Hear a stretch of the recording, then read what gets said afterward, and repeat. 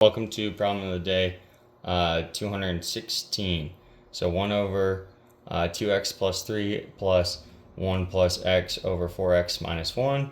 And we're simplifying by combining these two fractions. So what we need to do first immediately is we see there's no common denominator and we need to find one. So to do this, you multiply the denominator by this fraction. So you multiply by 1. So 4x minus 1 over 4x minus 1, that would be 1. And then you multiply by this denominator with this fraction. So 2x plus 3 over 2x plus 3. So next, what we'll do is we have a common denominator here. This will simplify to the same thing. So we'll distribute these correspondingly. You only have to do this once if you do it right. So we want to do it right. So you do 2x plus 3, so you take 2x times 4x, and then 2x times negative 1, and then 3 times 4x, and 3 times negative 1. And you end up getting 8x squared minus 2x plus 12x minus 3, and it reduces down to 8x squared plus 10x minus 3. And then we do it with the numerator, which then is just on the first fraction, which is just 4x minus 1, because you distribute the 1 and it becomes the same thing.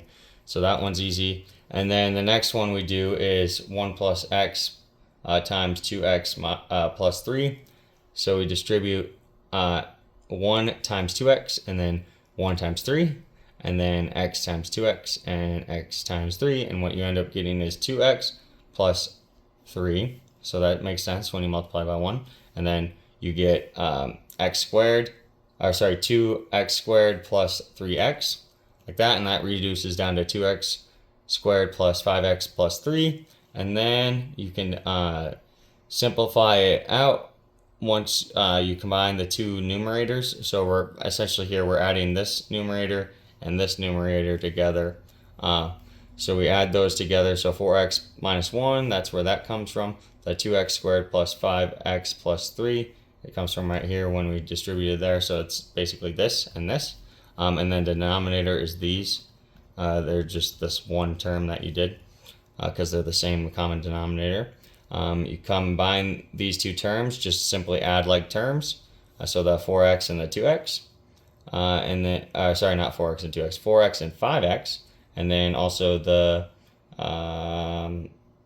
negative 1 and 3. So you end up getting 9x plus 2 plus 2x squared all over 8x squared plus 10x minus 3, which then becomes 2x squared plus 9x plus 2 all over 8x squared plus 10x minus 3.